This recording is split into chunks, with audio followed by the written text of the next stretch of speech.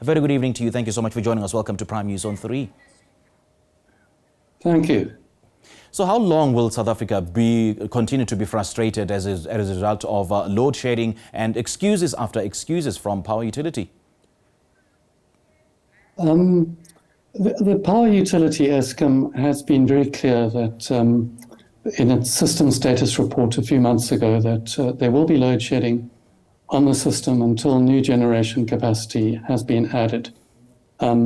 The government put together an energy plan in 2019 to build new generating capacity and to put it onto the system. And at that stage, the government said there was 2,000 megawatts short. Eskom said there was 4,000 megawatts short. That was 3 years ago. In the meantime, Eskom has a fleet of old power stations and some poorly designed and constructed power stations. And there's a limit to which the performance of these power stations can be improved. In fact, they're so old, most of them, and they've also been hammered for various reasons, that they are steadily deteriorating in their performance. And it is not credible that, and Eskom hasn't said that this is possible, that they can be returned to the level of performance where we don't need generating capacity. So we have to differentiate between Eskom doing whatever it can to keep these stations going, and also the other branches of government which are charged exclusively by legislation to get new generating capacity onto the grid, and then to get that capacity onto the grid. So I think it is unfair that this is all placed at Eskom's door, because Eskom is not allowed to just build a power station. The legislation, the Electricity Regulation Act, says the only government department that can decide that a power station should be built is the Department of Mineral Resources and Energy. They can then say to Eskom that Eskom must build one, or there's an IPP office, Independent Power Producer Office, they can procure power. But that's the only place that new power can really come from. So we need to also attend to the fact that since 2015, no new generation capacity a tiny bit has been contracted for our system. That's for 7 years. At the same time, the Eskom fleet has been deteriorating, and until we really start adding additional capacity to the grid at a fast rate, basically load shedding is here to stay.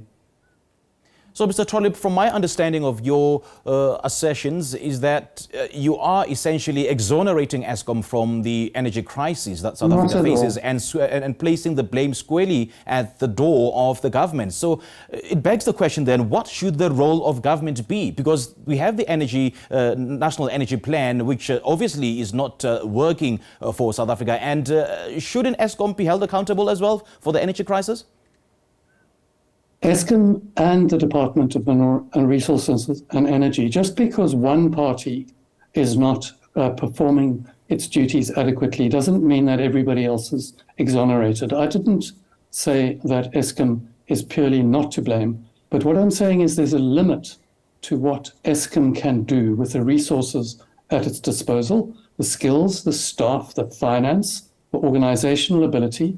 You can't just change Eskom from an organization that was really damaged by state capture and a whole lot of things over the past 10 years.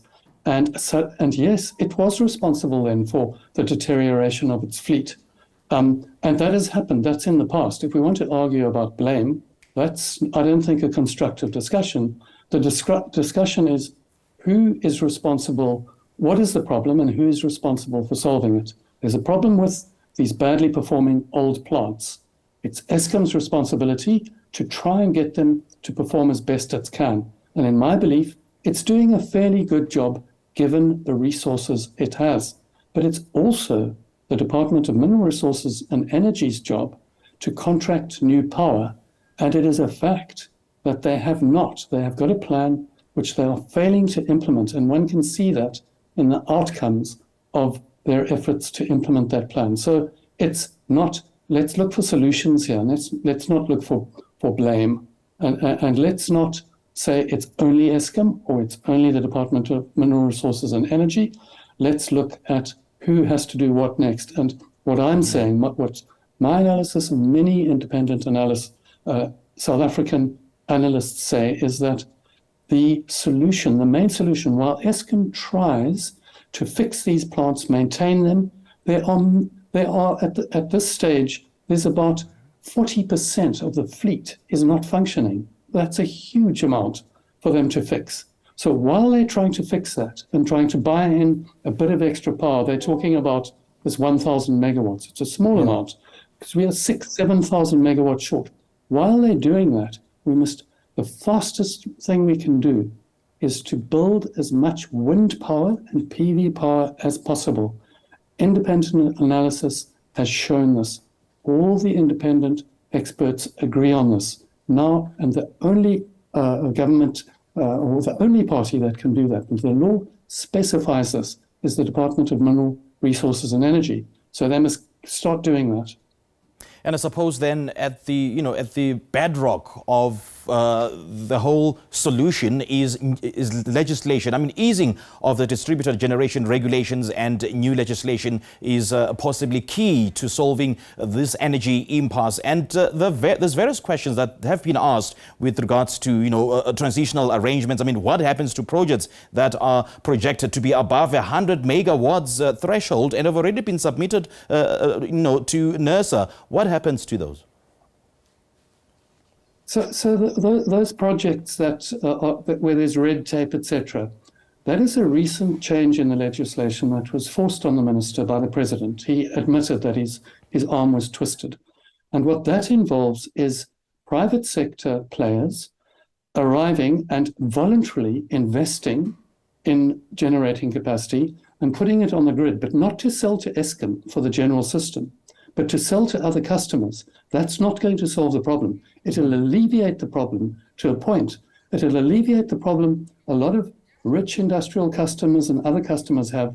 They will make their own arrangements to get power. But in the meantime, the main system, but we've got excellent legislation for the main system, but that legislation says very clearly that the minister has to come up with a plan, which he has. It's called the Integrated Resource Plan 2019. And then he has to implement it, which he is not and has not.